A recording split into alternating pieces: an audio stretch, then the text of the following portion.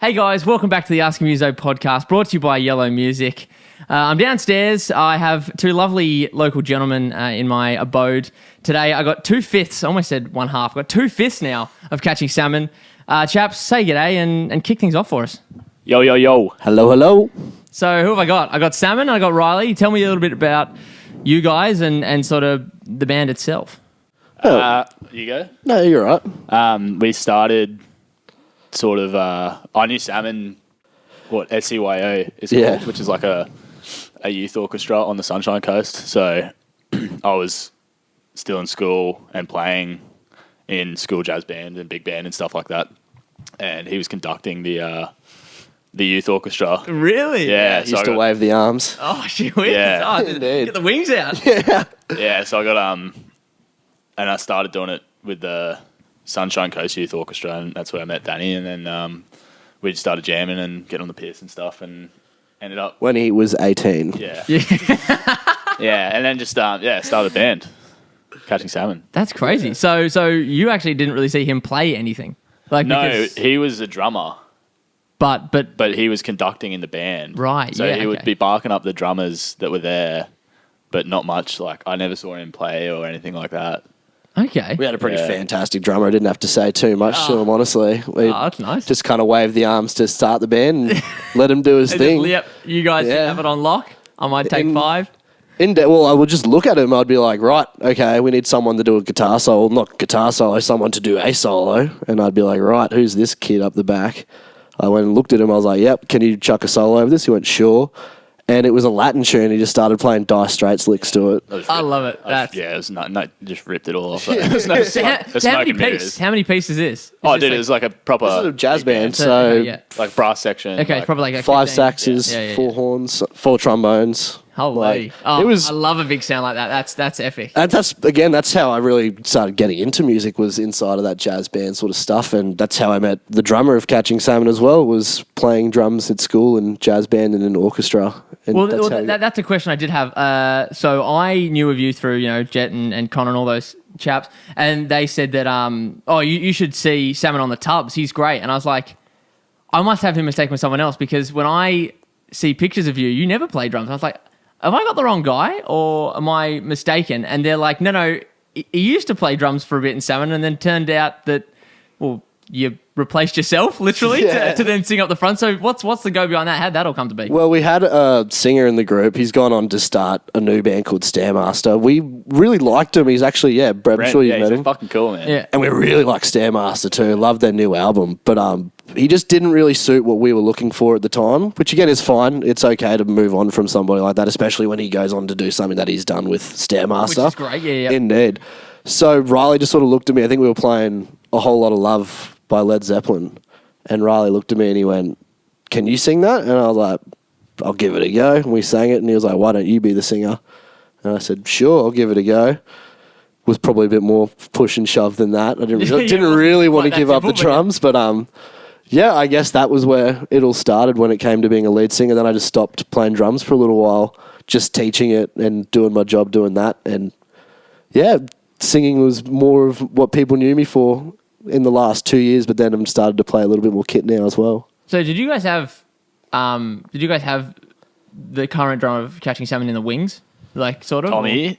Salmon knew him from school. Yeah. And so there's 2. There's Tom Braithwaite, who plays with us now. He's the guitarist that we just... Yeah.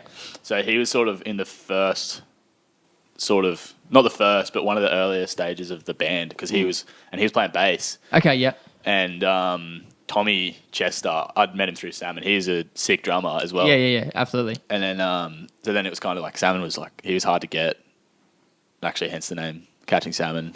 He was just always down in Brisbane and stuff. And so then we were just jamming more often with Tommy and Tom Braithwaite. And then Tom's hand got cooked.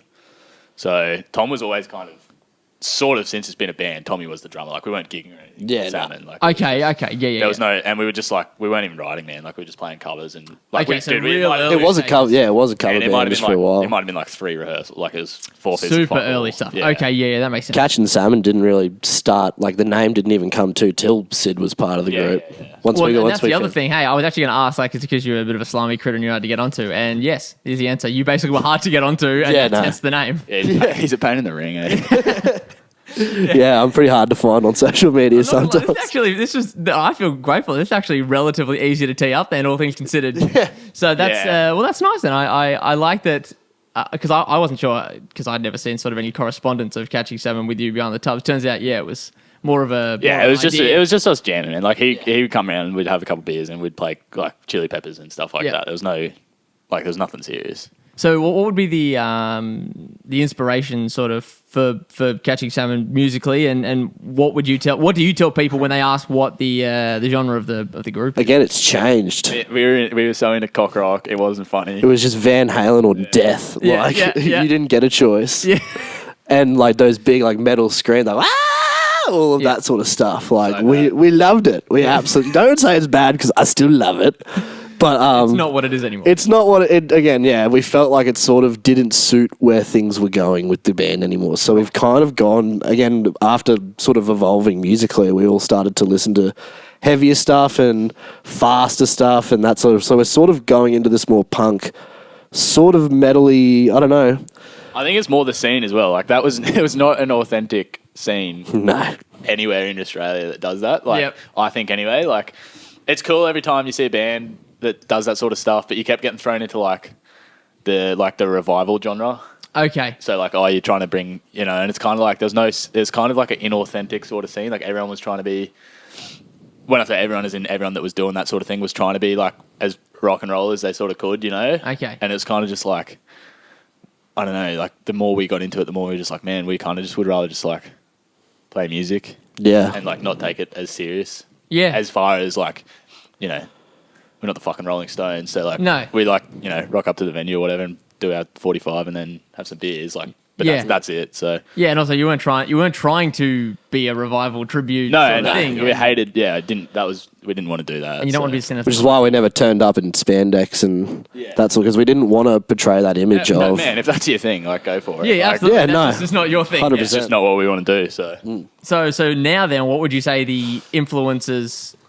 Well, the major one for me, especially like singing wise and melody wise, is melodicy. Okay. Which I think they were doing when Dead Letter Circus. Okay, and all those Melbourne prog metal bands and stuff like that. Yeah, okay, sort of coming through. The Butterfly Effect. That was what I was thinking of. Because Dead Letter Circus, just as a sidebar, Dead Letter Circus, the assistant engineer, essentially for all of their records that used to work with Forrester? Is that no? Oh, I'm going to maul this, but he was a teacher at my uni, and he took our recording studio techniques class. So therefore, a lot of the recording techniques that they use on their album, I went and bought those mics and I went and did those things, and that's not actually how I record drums. So the fact that I have the mic that you're holding right now, I run that on my snare. That is as a result of Dan Murtaugh saying that's what we did on Dead Letter Circus album. All right. So it's just stuff like that. So I definitely know that style because when I was in Victoria and I was studying in Melbourne and stuff, and he was, that was very much a band that was close to him. So I got into that as well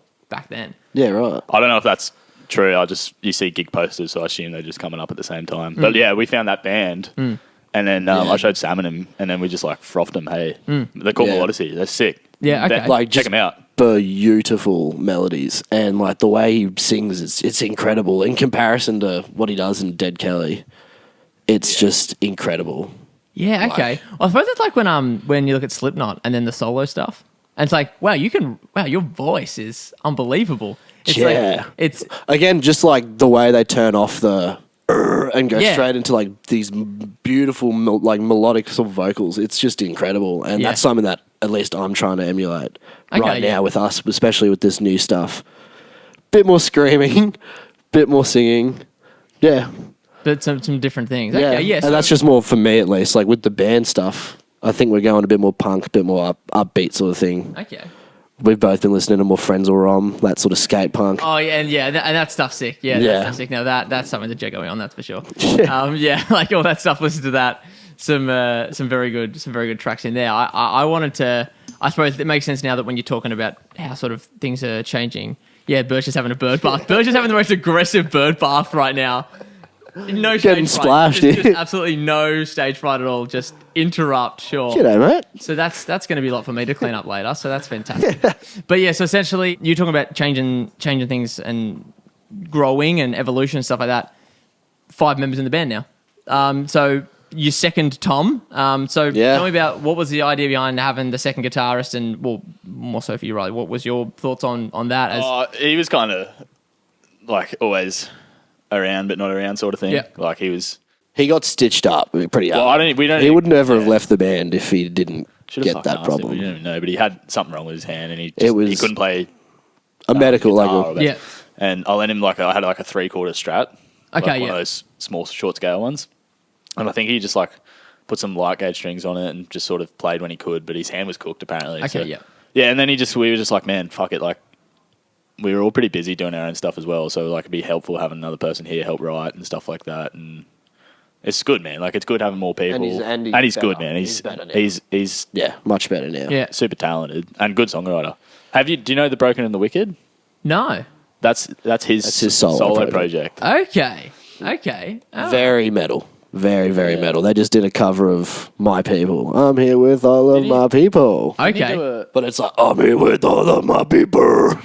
and he does all of the screaming So he too. does. So it's 100% him I think or that does he gets does- Tommy Chester in Yeah. on the kit. on the kit. Yeah. But and he's done a few. I think it's the lead Zach singer Thompson, from, I think that was his Purple name. Ninja. I think he's got. Yeah. I think he's got lessons off of that bloke. I don't know. I'm pretty sure. Oh, I don't know. Yeah, we're gonna We have probably to- should. Half, We half, should Yeah, I'll- fact check yeah, half- at I'll least look it up. 10%. I'll look it up. half this shit's Jamie, probably can you so pull that up, wrong. mate? Yeah. We're just like talking on behalf of so many people. Exactly. I love Yeah. that I got you blokes in here to talk Absolute- about other people absolute the whole time. Did not Absolute confidence. prepare when for we do it this as well. at all. Just plugging other people's solo projects whilst doing research because we don't have our own Jamie. Yeah, I know. Yeah, I'm shocking. Eh? Did Sid tag that? No, Oh, of course he didn't. Oh, unbelievable. I hate the social media. And as well, I hate man. Sid. Do you do it? You do heaps of it, eh? Well, see, for me, I run operations at a marketing agency, so this is just work, but not at work. I don't know you that well because I crossed paths a few times. Yeah, I think it's just one of those things. Like I remember when I first crossed paths with Salmon officially was when I took him and a Hambo down. Well, back to my time. After precinct one of the nights and stuff like that. So like, there's one of those things where when you play and you're always playing or you're always doing something, you tend to actually struggle to cross paths with other people. Because, what do you? Yeah, because like I my full-time job is as in a marketing agency, so I normally just assume the socials role, the content guy in whatever bands. yeah. But then between me and stuff, there's like selling in space. There's obviously Yeah, you got a finger in every yeah, part. yeah. So there's obviously that. So selling in space. There's band from the club. There's obviously playing with Delacoma. Then there's the stuff with John and Caleb for the Justice Trio. yeah. He's a nice guy. That. Yeah. John Vito. So there's lots of bits and bobs happening and stuff like that. So How do you like? Do you have like one project that you're just like that you want? I suppose right now, like the Justice Trio are working on a record that I'm putting together myself, and that's So we're getting it mastered over with a connection to John's in Milwaukee. But other than that, I'm putting together everything else, and that's like the main focus right now. So we've got an EP to do, which is a bunch of John's older tracks and then stuff that we've revamped and put the full band behind because he normally used to play by himself. So, sorry to interrupt. He had a solo career in the States. Yeah, so John Justice was quite a formidable player, playing all the way around between Nebraska and Wisconsin and all this stuff because that's what he did. So basically, a few years ago, I thought it was a lot longer than that. But like a few years ago, he's like, "Yep, I haven't done music, and I should have, and I want to, so I'm doing it." And he just got into it. And essentially, when we went to the States and toured with the Delacoma show, we met him for the first time. Hit it off instantly, and then he was our second guitarist, our keys player. So I was just about to say, did Del know him before that tour? It's his brother. Oh, right. Oh, so there. Okay, yeah. Yeah. There you go. So Yeah. you didn't meet, so you knew of him. Yeah, so Yeah. I knew of him, but I assumed he just was old, had been playing for 150 years. He hadn't actually been doing music for that long as a soloist. okay, And yeah, Aaron righto. went to have really his first 12 months as, like, I'm earning money from this and this alone, and it's sustaining me. Yeah, For right. like about 12 months. Then we went over, did a bunch of stuff in the States with him. And then because he's a dual citizen. So he was born here. And Del was Man. born in America. He sounds American. They spent Super alternate years. So basically, John spent a handful of years in Tasmania and then moved over to the States. And then Del spent a handful of years in Seattle and then moved to Australia. Right, okay. So between them, they have the alternative citizenships for how their accents sound. But actually, Del's actually American and John's actually Australian. That's funny. But they've just okay. spent much more of the alternate for each other's lives. So then when we did the tour and stuff, he's like, look, I have nothing keeping me here, really. I don't know, let's see what happens if I go back. I haven't been back since I think he was like 7 or something. So he's been back in Australia ever since, and so far this is like his new home hub. So when we did a couple of trio versions of the songs in the States, because Dell's like, I need a break, I need a breather. Can you just do some of yours and just get Bailey and Caleb to just learn them? Is that fine? Because so we did that, and then we sort of went, shit, this is pretty good. We could probably do this more often. And then we found out he was moving back to Australia, and we're like, oh, we could really do this more often. We could absolutely do this. So from there, we basically took it over, and that's when we decided, yep, let's make the Justice Trio a priority. So I suppose that would be the priority. The Delacoma stuff, because of his In Excess show, he only has 2 weekends free in a month. He doesn't do the In Excess show though. John? No. So that's just Del and Rob. So lead guitarist. Guitarist that we met. Yeah. So basically they play. So they do that all the time. So there's only a few weeks off. But obviously we know that when there's a few weeks off, they'll both be off because they're obviously in the same band. So therefore, the shows for them, when they're on, but they're sort of few and far between. So have you seen the In Excess show? Yeah, I actually went and saw the In Excess show in Noosa. Was it alright? Fuck, goes off. Yeah, really. Unbelievable. Man, goes off. You get to sell some tickets, eh? Oh yeah, it was sold out for the second year in a row. Where was it? At the J. At the J. Oh, true. I'd never been there before. Like, again, it's more of a theatre sort of place, you know what I mean? It's not really like, put your gig at the J. He has the part. He has the part. And like, even just from like when the show and the mannerisms and stuff like that, like I've seen the mannerisms. It's fucking freaky. Yeah, and in a way, it's like I've seen the mannerisms from the rear for true. Like over a year now. Yeah, you're right. But like, but I've never actually seen him really perform because I don't go to Delacoma shows. Like, I'm just there. You can tell he like grew up like doing the moves, man. Because when we were watching him when he was doing Del, you could see it. You could just be like, man. I wish we got to find the video. You can't bring that up and then not let me say this. Okay. There's a video of Riley Newman in his garage, probably about age 15, dressed as Malcolm Young. Sorry, Angus Young. I reckon younger. Yeah, really? Yeah. You were tall enough to be like about 14, 15, but still dressed as Malcolm Young, doing the... Nah, it was Angus. Oh yeah, dressed as Angus Young, doing the duck walk, doing whatever. That is amazing. I'll still back it. I've got to find it. Please find it. I've got to find it. If you can put it on the pod, If you could source it, it is absolutely playing right now. Yeah, I could give a fuck. Yeah, that's it. Okay, yeah, sweet. What was that's your homework then. What was the States like? States was sick. States was awesome. Like really, because we had connections because of sort of like the Midwest is where they're Dell's biggest fan base and just sort of home base is, because John has lived in between Milwaukee and Nebraska predominantly. His parents, their parents, live in Texas now, but for the most part, that's the Midwest. That area is where they have the most connection, the most family. We had places to stay every time, that sort of stuff. But then the rest of it was just in the RV, and that was fun. Yeah. So basically, Caleb was asleep for 19 hours a day. It was hilarious. He would just be asleep the whole time. What he'd do is he'd lie down, and then he'd have like a denim jacket, and he'd just be like these ones. And I'd be like... tapping on him. Are you there, mate? Like, I feel like you're going to suffocate yourself with some like thick denim jacket. So, that was crazy. So that was a very good time. But that's sort of where we met John, and then from there, we just sort of instantly hit it off. I think that might have been part of the reason why he decided to come back, because he's like, oh, you guys have got something really going here. So, is he going all right over there?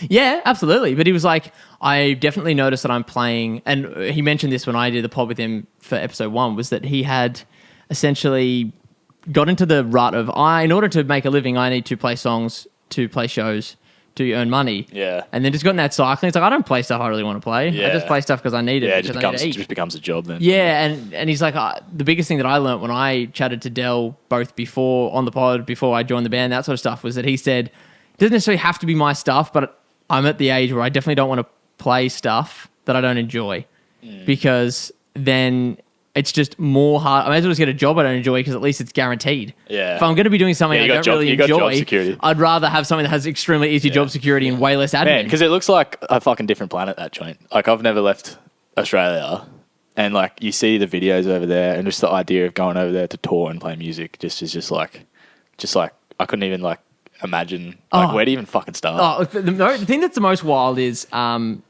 it's 50 different countries. Even Americans would agree with that. Like, it's not states, it's countries. And for the most part, when you're over there, they have like their bar culture and stuff like that. Responsible service of alcohol. Who's that? Don't know him. Really? Fuck no. Oh my God, no. The amount of stories we have from just like we'd play a show. Were you guys going out or? Well, thing is, we played at both dingy and upper class bars and stuff like that. We played at places that were a bit more like, don't sit on the couches. And then some places are a bit more like we played one place that was essentially like, Calandra Event Center. Yeah. That sort of room. Yeah, I thought I saw a few different photos. And like one of them, I played a drum kit, which I'll put up in the episode and I'll show you guys afterwards for context. I played a drum kit that was at least 15 piece. And like full racked up cymbals and all this stuff. Stop it. You say it was awesome. It wasn't awesome. The guy who were playing it, he's like, hey man, like he's sitting down like on the floor, like it real like Dave Grohl stuff. He's sitting on like a tiny little stool, and he's a bit bigger than me, and he's like cymbals up in the sky, and he's doing these ones, and I was like, how do you go with the setup and getting it all right? He's like, yeah, it's a new drum kit, man. Like I haven't had it for very long, and I went to see my doctor because I think I've hurt my shoulder, man. And it's just the setup's like this. I was like, no wonder you fucking hurt your shoulder. He's got like cymbals behind him and all this stuff. Got all these double racks and all these toms and like bloody Jonathan Sugarfoot. Yeah, and like literally as if the drums would be this high and he'd be sitting this high. He'd be like on the floor. He's like, yeah, man, I think my back's sore. The doctor said my back's really sore. Oh my God, imagine my shoulder. I'm just going, geez, that sucks, hey? Yeah. Yeah, it's like, what do you fucking think, man? And it's just like, he's like, no, man, you can use anything on here. Just use whatever you want. It's just like, so sweet. So I'm thinking we might just take down all of the double racked cymbals. He's like, yeah, for sure, man, whatever you want. I was like, mate, I flew from Australia. I only have 5 fucking cymbals. Like, you've got 11, 14 splashes. He had 3 different toned, like wood blocks for cowbells. Oh, yeah. He had like a conk, conk, conk. And I was just like, I like the second one. You can just get... I've been practicing that for you boys. Like just stuff like that. I was just like, this is the most wild drum kit I've ever sat behind. And then it was impossible to play because it started like a 6, 8, 10, 12, 14, 16, 18. Again, some people just love it, don't they? Yeah. They just love all the extra stuff and loved putting so much different things on their kit. Yeah, but it's like playing with your guitar like that low with your strap. Yeah. Like it's just looks fucking badass, but it's so bad to do. I'm just thinking of Nirvana and just like, I saw this one thing. It was like when Chris shows up to rehearsals and it's some guy standing on a drum stool with the strap on the lowest. Yeah. And he's playing it with his toes. Yeah. It's just like, yeah, that's it's a style, but that's not useful to play. Exactly. Especially like Looks good though. for you, the parts that you're playing, you couldn't be having it down near your ankles because you wouldn't be able to get your hand in there. Nah, yeah. It's crazy. Would you? I don't even know. Oh, it's just not comfortable. You get used to it, but it's like anything. Like if you get used to, like, I don't know, I don't drum, but like if you get used to having your stool, like you always whinge about Tommy's stool height. That's because he bloody did his knee when he was in school, and he decided when he tore his ACL. He's used to it now. Like he tore his ACL, so he was using a kitchen stool as a drum stool, so he could have his leg in a cast and play drum still. Oh, and so now he sits up in the moon. Now he just high, he legit sits pretty well standing up. It's the most uncomfortable fucking way to play drums. Jet does the same. I know. I know hate Jet it. has some legs on him. It makes me look like a pipsqueak, but at the same time, like, and the snare drum, it's like it's in between his legs. Like I don't want to hit the legs, like hit my own legs. I'm like, I call right angle. If you've got your leg at a right angle, that's where I feel most natural. Yeah, so like they play with it like pretty well, almost facing like a full on straight leg. Yeah, you should be sitting like that. That should be how you leg it. So you should never be in. Yeah, and that's not good on your hip flexors. And you should always sort of be out, so that when you kick pedal, you're kicking, you're pushing out and down. Yeah. Because that's like currently how we're sitting is out and down. Is how Yeah, you yeah. should be doing. Because if you're behind here, you can't get any pull. Yeah. Up or heel down. Look, that depends more on how much room I have in the venue. Because sometimes I'm really having to just do whatever is comfortable, whatever's possible to make it. Very much, especially with your arms. Dude, that's the more annoying thing when in that situation for me, when you're stuck against the wall and your arm is just hitting the wall when you're trying to play. And for me, I always have the vocal mic. Yeah, exactly. So it's almost... I've always got to practice how I stitched up. play. So when I do stuff, like when I'm rehearsing at home, I'm always doing these ones. I know there's nothing there, but there's no point me singing like this because the microphone's not going to be there when I do it live. I need to make sure it's in the right spot. Yeah, 100%. Because that's a big thing for me. Like in drop ears, do you have a mic? I'm wearing a helmet, bro. They've got Oh, of course, yeah, true. You're wearing a fucking... I'm anonymous. Yeah, the drop ears. what Never heard of them before. Yeah. Nah, drop beers suck, man. I love how you spent like the first 15 minutes just plugging other bands, and then you come to one that you're in. Yeah, these guys are shit. I filled in with them. Oh yeah. Oh yeah, that's right. I remember you doing that because so Sarah was funny, in. dude. I was so loaded. Yeah. That was a great gig.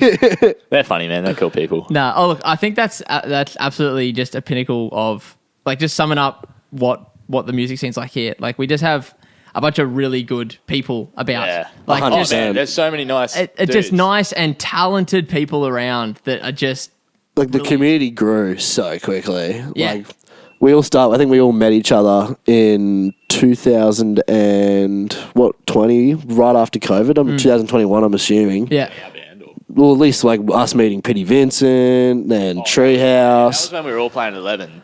Yeah. Now, Yeah, like just all doing of those sorts of stuff like Yeah. And again, but just the community that made. But you have to say, like, I know I was joking around before, but that is a serious, like, they did, like, kind of, that was a cool place to go hang out and fucking meet people. Yeah, and Yeah. that's absolutely what, like, the big thing is that with the coast that I've noticed since being here in my 5th year now, is that people go to stuff. Yeah. Like, if there's something to go to, if there's a place to play, it will work. Yeah. Like, there would have been definitely a lot of younger people that just really destined to play that would have played at, like, a precinct equivalent down in the peninsula 100%, where I was from. But people who thought they were bigger than that, people who had played somewhere at Soul Bar once, that had played that equivalent venue, in Victoria, they wouldn't have gone and played, I'm not going to play the precinct, too small, you know. And then it would have died because people wouldn't have wanted to. You think, like, an ego thing? Absolutely an ego thing. Whereas here, everyone's like, oh, this is a new place to play. I'll New play place to hang out. Yeah. I'll play in your fucking laundry, dude. Yeah. That's absolutely Yeah. true, though. Yeah. That's absolutely the energy of people up here. It's just like Yeah, DIY that's true. shows. That's a good point, man. One thing I've been trying to ask a lot of different people that I've been catching up with, so I've got a couple of newie bands that I've chatted with, a couple of people I know a little bit about, not a lot, is what's your music scene like, and do you guys ever do DIY shows? Oh, no, not really. Not really a thing that we sort of do. You know, if there's venues opening up, we try and put our own bills together. I was like, that's not DIY. I mean DIY like you're saying. Like, let's do a laundry special. I've got a couple of lights we could bring and let's just, you know, put one vocal mic up there and we can all sing into it. You know, that energy, biggest thing I noticed when I moved to the coast. You know, just setting up in industrial warehouses and upstairs people's bedrooms and like the cough maybe came into it, but at the same time, like people were doing stuff. It actually stopped those DIY things because we were doing them already. Like, and we're still doing them now. They're coming back, you know. Yeah, it's all fucking tricky though, isn't it? Because it's like we did one the other day at Arlen. You know, Arlen from City Council. Oh yeah. Yeah, he just in his shed. And it was like fun as, but it's just like super fun. just probably the lowest production. Yeah. I've ever seen, man. Yeah. That was just fun. Like, we just going around. Best fun possible. Yeah. Everyone just came around, just had a big jam pretty well. Yeah. That's the biggest thing I think also you notice when I talking about America is because it's just law of averages, there's just lots of everything because it's just more people. Yeah. You get stuff like, you know, people playing screamo sets in the middle of a Denny's. You know, you actually get people doing shit like that. You actually get people do DIY shows and they go, hey, we're doing like this punk thing, you know, like Namcore, that sort of thing. That's a big we've got a shop.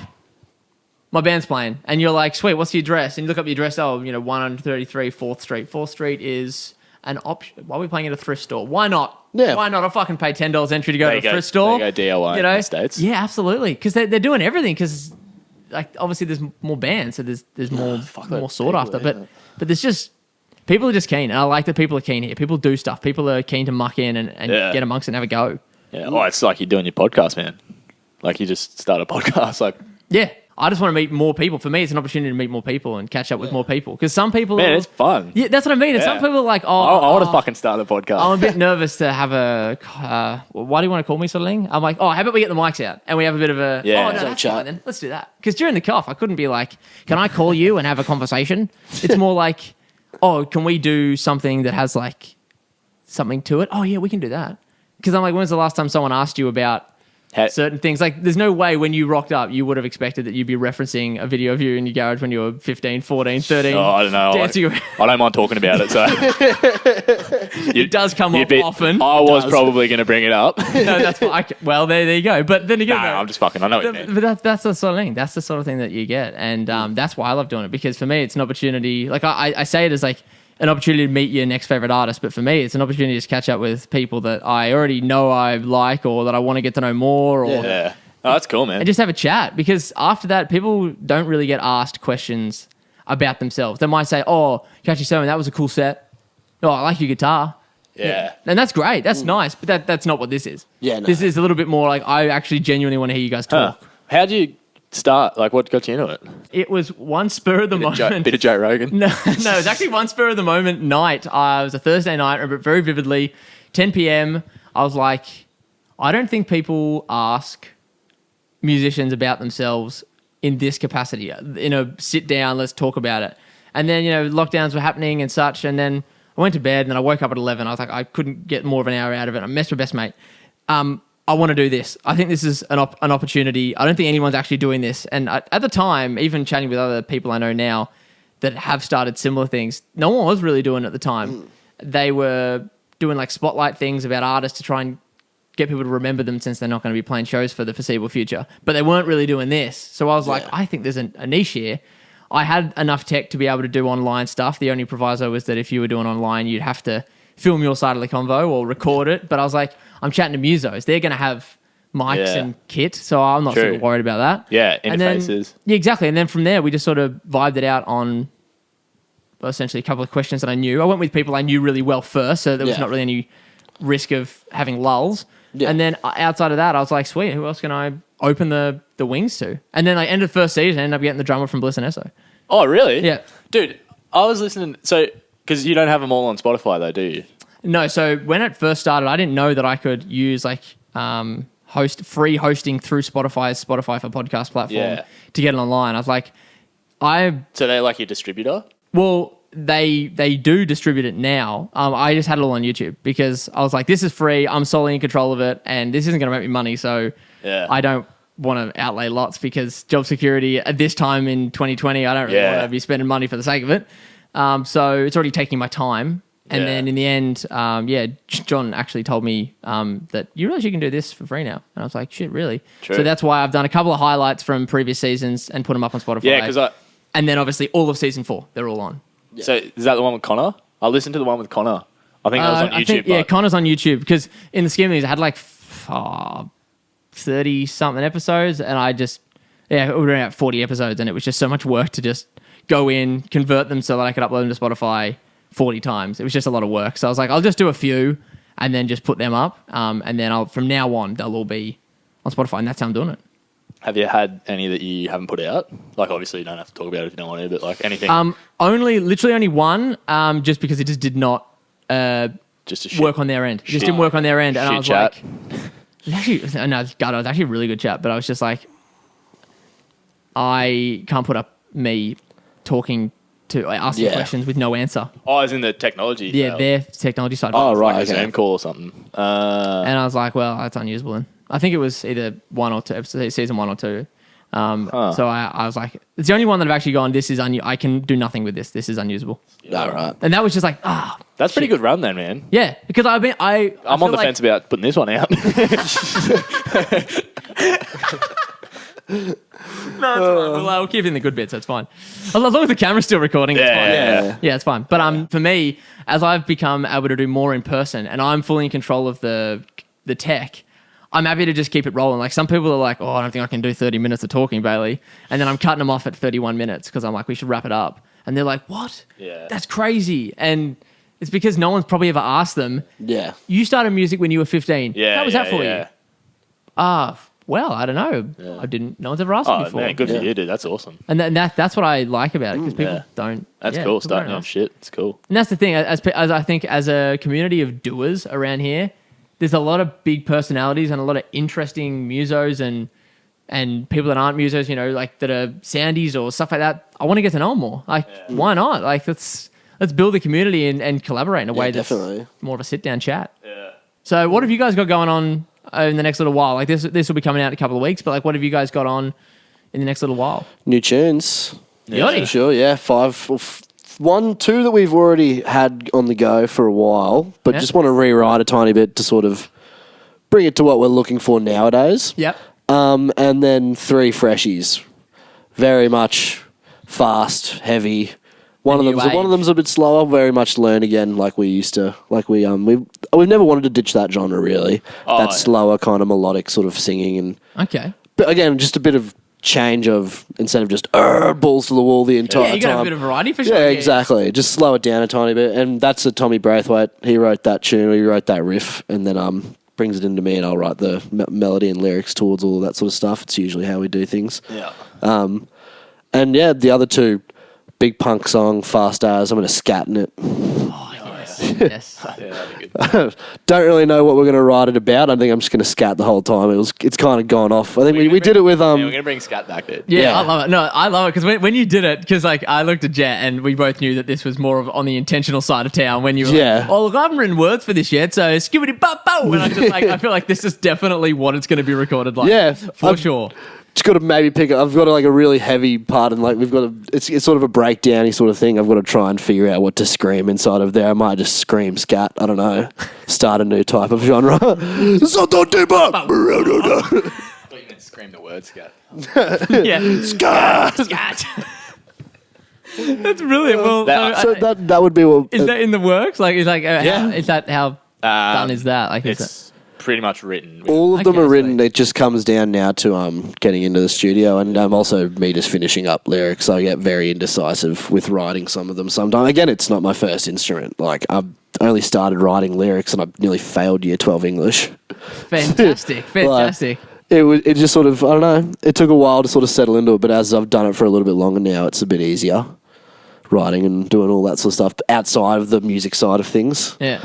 Not great with words, but I try my best. I guess that's why I'm in a scat, so I don't have to. Yeah, I don't know. I think the boys must pull their fucking hair out because we get like, it feels like we just get obsessive with certain, or at least me. I'm so bad for it, man. I'll get like really into one band, and then if I'm into that one band, everything else can like just fuck off. Like, Yeah. So like, and then I'll just be like, man, like just like going through the phases of just like, oh, now that's not cool anymore. You know what I mean? Like I don't like that anymore. So that's like those old two songs. So like we recorded them. You know when you record a song and then it just sits there for a while, and then you just got more time to pick it apart, and then you start getting like. I think we've almost we've recorded just about as many songs as like that we didn't like that we've never released and never will. Like That's crazy. I think like a good 5 or 6. I'd say. I don't know, but just again, it we recorded it. We liked it when we recorded it, and then when you're about to release it, and you're talking about releasing it, you're listening to the tune going. Yeah, it just feels like you're slapping shit on the wall sometimes. Just dicks, like. Exactly, and also in an oversaturated, because like it is just not necessarily in a negative sense, but there's just lots out there. Oh, so much. Yeah. You want to put out something that you're proud of. So much music. Yeah, that's the hardest thing for me at least. I reckon I can't take. It's so hard to take any pride. Well, the thing is, I've had such a relationship with John where, like, he understands that I am a bit pragmatic sometimes to a fault where I'm like, hey, John, you've come in, you want to do 27 takes on the vocals. We're going to do it in 5. Rather than whatever the vibe is, if you're not vibing it, okay. let's just do get in there. scatting, Yeah, you just a know. bit more straightforward. Yeah. Like, it's just like, okay, this is what we're doing. you've come round so that we're going to get, 3 tracks of vocals done. Yeah. Let's get You're it. not leaving until we've done 3 tracks of vocals. Yeah. You know, sort of thing. And that is... And he's been super open to that because he said, I haven't had a person like that, so things have just gone by the wayside. He's like, Make It Through, which is Connor's favourite song of ours, and one that's going to be on the EP. That's Justice Trio you talking Yeah. He's like, I've done, this will be the 3rd time I've done it. And one was fully acoustic, one was a bit of both. And he said, this one is going out. I was like, yeah, damn straight it's going out. There's no ifs, buts, or maybes here. You know, this one's going out. I was like, we know it. It's great. We're pulling it together. We'll pull some ideas, but we're not putting this one back on the back burner for another year. You know, this one we're going out with. Okay, sweet. And he's responsive to that because sometimes you need someone that's a little bit like, I was going to say this line or that line, and then you go that one. And then, okay, thank you for helping me decide. We're done. We're moving on. We're not just going to Dwell over the small little intricate things. That's what I think we're good at in some sort of aspect. We do just get into the studio. Fucked, I reckon, mate. What do you mean? Do you reckon that? I think that we write something that, which is again why I feel we do tunes when we go into the studio. We end up not liking them is because it's like we do those tunes, we don't like them anymore. It's because we've overthought them. Blah blah blah blah blah. But at the same time, we write the song so intricately before we go into the studio, and we're like, we know what we want there. We know what we want there. We know what we want there. We record it exactly how we wanted it. The whole time. There's not. Yeah, there isn't. That's true. There's no like fucking. We don't sit like we are very very much like you said very not banging triangles on washing machines. No. I know what the parts I'm going to record in today. Exactly. We're not leaving until it's right, but I'm not going to go. maybe I want to put mandolin in this song. Yeah, yeah. It's like, Exactly. it's not like that. You come in with a to plan. be fair, we probably all right at that, but I'm just shocking for doing. Like, I'm trying to like take a step back with the input as far as like what I like and don't like, because man, it's just like so obsessive. Oh yeah, and also one like band. like Del said, I've done this before, and I had a big record, and you come in and you do the vocals, and by the end of it, you're absolutely like cooking. So you want to do the song again, and then you do the first song again, and then you're cooking, and then we've never finished, and we're still doing the same 6 songs over and over, because every Constantly time building. at the end you're cooking again, Constantly so then, building. Yeah. and because I'm cooking in song number 6, probably want to go back to song number 1 and start again, so I can get it to that level, and then it's a feedback loop, and you never get out of it. Do you produce any of that stuff? Well, so I'm producing the Justice Trio record. Yeah, you just completely. you just released a thing with Connor and Josiah, right? I saw that. I haven't had a chance to listen to it. Not because it was today, like this morning. But it'll be a couple of weeks off by the time it comes out. But yeah, so Mixed Bag by Whistle. Basically, it was an idea. What's the band? Whistle. Whistle. And the idea was because Connor's like, when you hear these tracks. And anyone who knows Connor Hansen knows That's such a Connor Hansen quote. Such a Connor. Oh my it's god! fucking So stupid, we're but literally funny. sitting, like you are sitting in the hot seat of where he sat, and came up with some lines whilst I had an acoustic in the seat across, and just basically, I just came up with the guitar part, and we just alternated lines. He refined it. I put some drums down, and then him Josiah just Are you gonna gig it? Look, the idea is that we could. It was nothing too extreme that we put in 47 parts that can't be made. Like, it absolutely can be played live, and you never know. Like, we're playing something to release the album in July for the Justice Trio and Chamberlain on the bill. You never know. I've done songs for Chamberlain before, and we've played them live that I've written and stuff. So, look, you never know. The idea was that it was just songwriting for the sake of songwriting. Like, we could just get together. They just came around, and we just churned it out in a day. I'd already done the drums, and then I mixed and mastered it and came out today. Like that sort of shit. It's just like those sorts of things just happen, and that was the idea behind that. So, what sort of stuff is it? it's like blues pop rock. Oh yeah. So it's like there's a blues feel to the guitar part initially, because that's sort of what I had in my brain when we first started writing it. But then it's got this extremely Oasis-y, melancholic, Emotion. No fucking surprise there. which is no surprise at all. But Connor be right. Connor Hansen loves that. exactly. So essentially, that's what it's about. So Sweet, man. That's cool. yeah. So You're doing a lot of stuff, dude. oh look, I like to keep busy because I really enjoy it, and I don't work outside of my what I can actually achieve, because I don't want to be shit at something. I want to make sure that they're all good enough that we're all having a good time. I'm not just going to hand them in. Yeah, you don't just put stuff out for the sake of putting stuff out. Yeah, the chap's happy. And the biggest thing is that I've tried to get better at on the other side, but that I've been instilling with some people that maybe err on that perfectionist side, is that, for instance, we can record this, those guitar parts upstairs, like we did when I was at my other place, and we recorded the guitars for Grown Up, that track I did with Kane and Connor. It's like, we did it under the stairs. We did it in the room where the drum kit is here.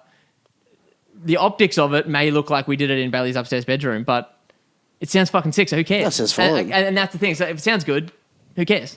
Are you self-taught production-wise? No, I studied. So I was saying with Dan Murtaugh, the guy from... Oh, So I studied at the Australian College of the Arts. Huh. For... Are you still doing that? No, that was in Melbourne. Right. So I studied there I was doing a bachelor and ended up just leaving with a diploma because we wanted to move to Queensland. Yeah, righto. But, it's paid for itself. That's awesome. According to the government, it hasn't. But, it has paid for itself with just the amount of stuff that we can do. You just moved to Queensland to avoid paying your fucking ex or something. It's not quite a different country, but yeah. But yeah, so that's sort of thing. Just hiding in Namble. Yeah, exactly. Don't tell anyone. As you know, guys, I'm trying to keep it super incognito. I don't want anyone to know where I am or what I'm doing. That's why this only goes out on Spotify, Apple Podcasts, and YouTube. Exactly. I don't want to go out and Pandora. Only small stuff. Yeah, exactly. Only on the small stuff. On the Patreon. Yeah, Mixed Bag, mate. No one even knows that Whistle's me. But yeah, so I'll make sure I'll play that for you afterwards. Yeah, fuck yeah. And I'll put it on. I'll put it actually at the end of this ep as the song, because I always put in Grown Up as the intro music, but I'll put that as. How many tracks did you do? Literally just one. Just one. But we have plans to do more, and then. Kind of throwing himself out there as well, isn't he? Yeah. Again, it's just what you were talking about before. Yeah, Just getting out there and just doing more music. Yeah, I feel like everyone's just getting out there and doing that. You do the same thing. Yeah, Riley totally plays with another band called Dad Fight. I'm not sure if you've heard of them before. Exactly, yeah. Like, everyone just gets out there and has a bit of fun, in my opinion. But again, it all comes back to, I feel like we've definitely made a commitment to catching salmon, and that is our main group. Yep. And then again, all this other stuff is just for fun, and it's like we put as much effort into it as we want to put into it. But the majority of our tune writing and all that sort of stuff, I feel, at least for me, goes towards catching bit salmon. Different for me. not as much as the commitment thing, but just because it's different music, so it's kind of easy. Yeah. Like Yeah. if you come up with something, it's kind of like, not that I write much for Dad Fight at all, but like if I've got something, I can sort of know which, Yeah. Yeah, it's which just gonna band fit, it'll yeah. work better with. For sure, before I for sure. Bring it to one of them. I'm not just going to fucking keep a good riff from one band or the other Yeah. for the sake of it. 100%. I do the same thing with the droppies. Yeah. Absolutely. And also, you're Yes. playing different instruments, so it's even Exactly. more different. Yeah. So, well, chats, where can the lovely people find you? Like socials. I live in Budrum. I live in Mooloolaba. Fantastic. Kick around the Woolworths a bit there. Well, just on again at Catching Salmon. Yeah. Yeah. Just If you want to follow the personal, go ahead and try and find it. I'm not gonna plug He my won't personal. respond, so it's of no Yeah. value too. But I never Yeah. respond. beautiful. Yeah, pretty much just Instagram, man. We don't do Yeah, anything yeah, else. we don't really do too much. I mean, if you want to email us, you can email us at catchingsalmonofficial@gmail. Hello. yeah, sounds another proper. medium that Sam will not reply to. Dude, it doesn't. That reminds me. We've got to respond to fucking email on there.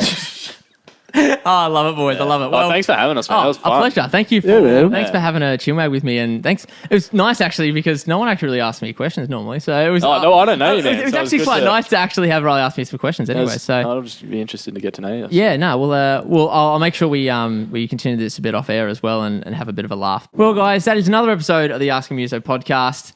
Look, lots of things covered. I got asked questions. It was wild. YouTube, Apple Podcasts, Spotify, every week. And until next time, I'll see you later. Bye. She's a mixed bag of M&Ms. She's a